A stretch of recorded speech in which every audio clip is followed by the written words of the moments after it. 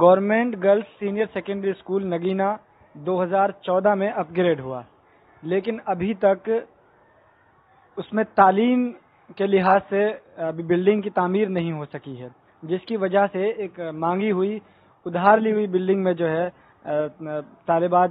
تعلیم حاصل کر رہی ہیں۔ اس وقت اس سلسلے میں ہم بات کریں گے پرنسپل ماسٹر ارشد جی سے،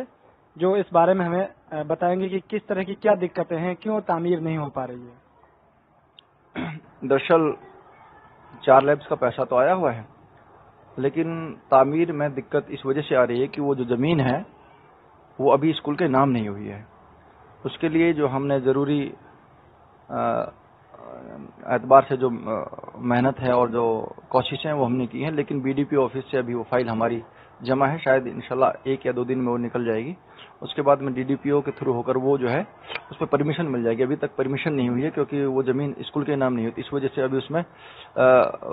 ہم کنسٹرکشن نہیں کر سکتے۔ دیری کی وجہ دراصل میں یہ ہے کہ زمین نام کرنے کے لیے جو ضروری ڈاکومنٹس تھے ان کو اوتھینٹیکیٹ کرنا تھا، ان کو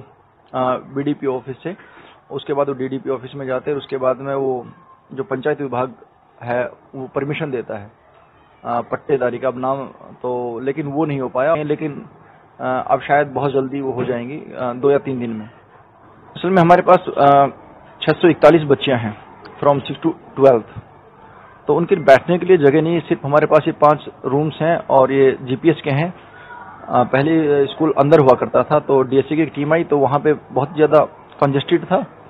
گھچ پچ دیکھی تو ان کو اچھا نہیں لگا اور انہوں نے اسکول کو شفٹ کرا دیا، باقاعدہ ڈی ایس سی کے آرڈر سے ہم نے اسکول کو یہاں سے شفٹ کیا ہے۔ ایک ہی کلاس میں قریباً بعض کلاس ایسی ہے جس میں 130 سے بھی زیادہ بچے ہیں، تو اس کو آدھا باہر بٹھاتے ہیں آدھا اندر بٹھاتے ہیں، تو بہت ساری مشکلات آتی ہیں